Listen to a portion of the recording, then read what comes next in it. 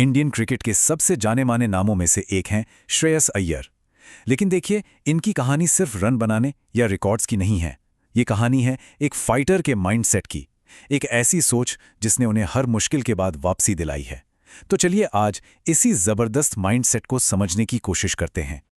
तो शुरुआत करते हैं श्रेयस की सबसे दमदार सलाह से। ये एक लाइन उनके पूरे करियर का, उनकी पूरी जिंदगी का सार है। पर सवाल ये उठता है कि इतना बेफिक्र रवैया आता कहां से है? मतलब ये मानसिकता बनी तो बनी कैसे? चलिए कहानी की एकदम शुरुआत से शुरू करते हैं। तो कहानी शुरू होती है एक छोटे से ट्विस्ट के साथ। आज जिस खिलाड़ी को दुनिया जानती है, उसे बचपन में क्रिकेट में कोई खास दिलचस्पी थी ही नहीं। जी हाँ, उन्हें तो टीवी पर फॉर्मूला 1 की रफ्तार, टूर दे फ्रांस का जबरदस्त स्टैमिना और टेनिस का स्टाइल देखना पसंद था। क्रिकेट तो असल में उनके पिता का सपना था, जिसके लिए उन्होंने श्रेयस को धीरे धीरे साइकोलॉजिकली तैयार किया, क्योंकि श्रेयस का मन तो कहीं और ही लगा हुआ था। हाँ, वो एक नेचुरल एथलीट जरूर थे। सारा दिन घर के बाहर दोस्तों के साथ, कभी फुटबॉल चल रहा है, कभी बैडमिंटन, तो कभी अपने गली वाले खेल, गिल्ली डंडा और लट्टू। क्रिकेट तो बस उन बहुत सारे खेलों में से एक था। कह सकते हैं कि क्रिकेटर बनने से पहले वो एक पूरे खिलाड़ी थे। और फिर आया वो एक दिन जिसने सब कुछ बदल कर रख दिया। एक अंडर 12 मैच था और श्रेयस ने सिर्फ 40 गेंदों में 100 रन बना डाले। जब उनके दोस्त ने यह बात घर पर बताई तो उनके माता पिता को तो यकीन ही नहीं हुआ। उन्हें लगा कोई मजाक चल रहा है।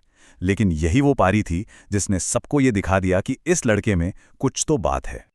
लेकिन देखिए, सिर्फ टैलेंट होना ही काफी नहीं होता। हर खिलाड़ी की जिंदगी में एक ऐसा मोड़, एक ऐसा चौराहा आता है जहां एक फैसला उनका पूरा भविष्य तय कर देता है। श्रेयस की जिंदगी में भी वो पल आया। जब वो 15 साल के थे तो उनका फॉर्म एकदम से चला गया। रन बन ही नहीं रहे थे और प्रेशर लगातार बढ़ता जा रहा था। ये उनके लिए एक बहुत ही मुश्किल दौर था।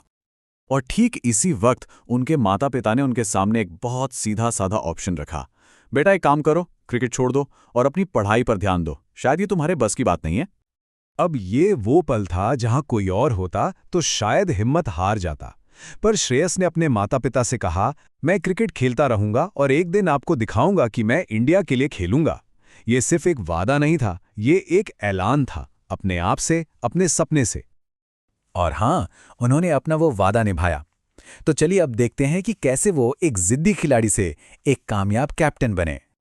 उनकी कप्तानी का सबसे बड़ा सबूत, वो आईपीएल के इतिहास में 3 अलग-अलग टीमों को फाइनल तक ले जा चुके हैं। और ये कोई छोटी मोटी बात नहीं है। तो आखिर उनकी कप्तानी का कोड है क्या? बहुत आसान है। पहला, खुद अच्छा परफॉर्म करके एक मिसाल बनो। दूसरा, अपने खिलाड़ियों को बदलने की कोशिश मत करो, उन्हें उनका नेचुरल गेम खेलने की आज़ादी दो। तीसरा, जो युवा खिलाड़ी हैं उनसे बात करते रहो, उनका कॉन्फिडेंस बढ़ाओ। और सबसे जरूरी, ड्रेसिंग रूम में एक ऐसा माहौल बनाओ जहां हर कोई एक दूसरे पे भरोसा कर सके। ये सोच उन्हें मिली थी अपने मेंटोर महान रिकी पॉन्टिंग से। पॉन्टिंग ने उन्हें सिखाया था कि एक अच्छे कप्तान का दरवाज़ा अपनी टीम के लिए हमेशा 2400 घंटे खुला रहना चाहिए, क्योंकि खुली बातचीत ही एक जीतने वाली टीम की नींव होती है। कप्तानी तो एक पहलू है, पर श्रेयस की असली ताकत है उनका माइंडसेट। चलिए अब उनकी इस फाइटर वाली फिलॉसफी को जरा और गहराई से समझते हैं। उनके लिए क्रिकेट में पार्टिसिपेशन ट्रॉफी जैसी कोई चीज होती ही नहीं है। फंडा एकदम साफ है, अगर खेल रहे हो तो जीतने के लिए खेलो, बात खत्म। और ये सिर्फ कहने की बात नहीं है। एक बार एक करो या मरो वाले रणजी मैच में टीम बुरी तरह फंसी हुई थी। सब यही सोच रहे थे कि डिफेंड करो, विकेट बचाओ। पर श्रेयस ने क्या किया? उन्होंने पलटकर हमला किया और 75 रनों की एक जबरदस्त आक्रामक पारी खेली। उसी दिन उन्होंने सीखा कि प्रेशर को हराने का सबसे अच्छा तरीका है उस पर हमला कर देना। उनकी फिलॉसफी का एक और मजबूत स्तंभ है ईमानदारी, और उनके लिए इसका मतलब बहुत सीधा है। आप तब क्या करते हो जब आपको कोई नहीं देख रहा। असली मेहनत प्रैक्टिस में होती है, तालियों के शोर में नहीं। तो जब फॉर्म खराब हो तब क्या करना चाहिए? श्रेयस का मानना है कि खराब फॉर्म स्किल की नहीं बल्कि मेंटल गेम की समस्या है, और इससे निकलने का उनका एक 3 स्टेप फॉर्मूला है। पहला, अपने रूटीन पर वापस जाओ। दूसरा, सिर्फ और सिर्फ वर्तमान पर ध्यान दो, अगली बॉल अगला सेशन। और तीसरा, बाहर कौन क्या बोल रहा है उसे पूरी तरह से अनसुना कर दो।